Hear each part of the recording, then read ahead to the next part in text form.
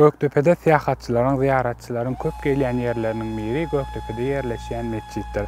Bu meçit özüniň binägarlygy taýdan ajaýyp keşpe eýe bolmak bilen Göktepe'däki bir näçe binalar bilen sazlaşýar. Mehran tamaşaçylar, seyahatymyzyň häzirki wagtyna gelin meçit bilen ýakyndan tanışalyň.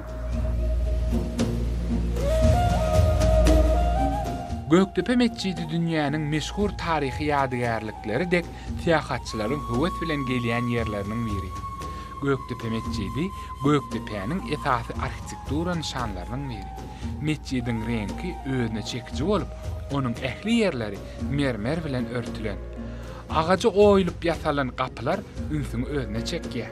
Agaç işleri, dürli ölçegdäki gapylar, gözenekler, münveri Marokkanyň ustalary tarapyndan ýerine ýetirilipdir.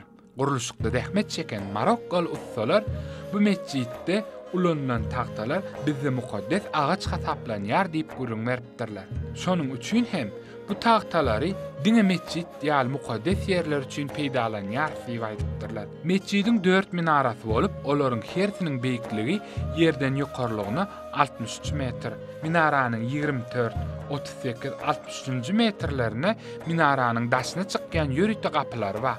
Ulu gümmediň üstünde aýyň şekli oturdular.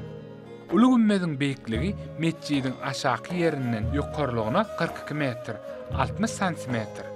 Ol 4 tane ýarym gümmediň üstünde oturdular. Pencereleriniň bolmagy meçidiň içini ýeljiretmek üçin amatlylyk döredýär. Bu ulu we ýarym gümmediň daş tarapyna musulmanlaryň ýaşyl rengi, sırça çaýlan kiçijik 4 burç keramikalar ýelmenipdir.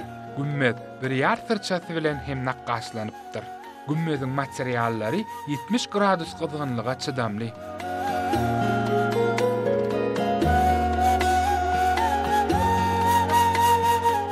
Meçidiň mehrabynyň bezegligi hassa täsirlendirýär.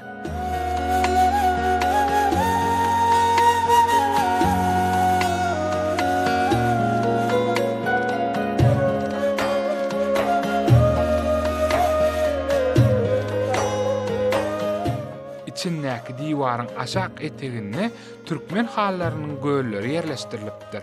Ine ýereninde bu gölleriň aýratynlygy milli öwüşgünlik çaýanyny duýmak bolýar.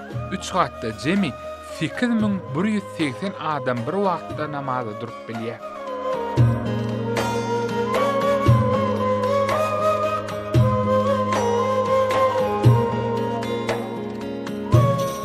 Meçidiň özü bilen tepleşip oturan medrese we beýlik goşmaça jaýlar hem estetik taýdan görenleri haýran galyrýar.